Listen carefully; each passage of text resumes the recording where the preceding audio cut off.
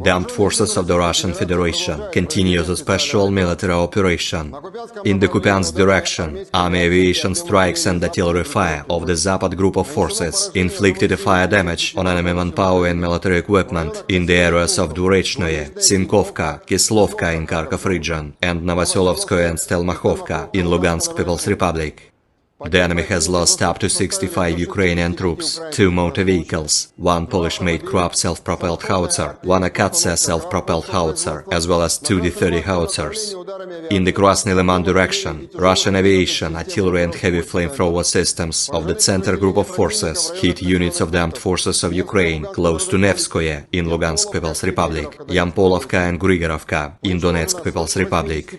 Up to 85 Ukrainian troops, 2 armored fighting vehicles, and 1 D-30 howitzer were destroyed. In total, 404 airplanes, 226 helicopters, 3,600 unmanned aerial vehicles, 414 air defense missile systems, 8,421 tanks and other armored combat vehicles, 1,074 combat vehicles equipped with MRLS, 4,447 field artillery cannons and motors, as well as 9,146 units of special military equipment have been destroyed during the special military operation.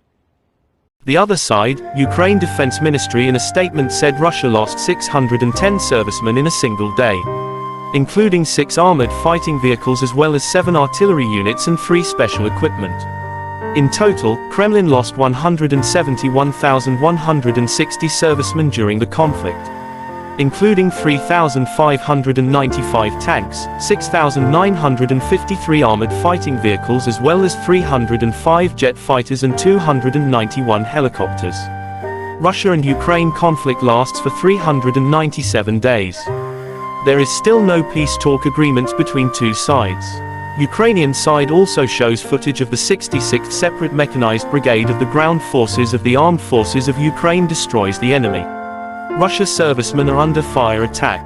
The enemy losses still are not countable. President of Ukraine Volodymyr Zelensky paid a visit to Dnipropetrovsk region March 27.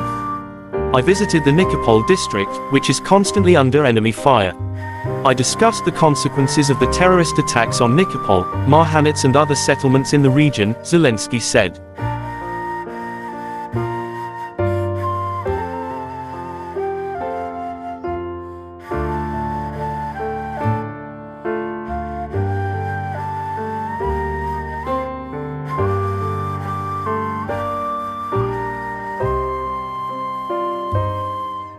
Terima kasih sudah nonton.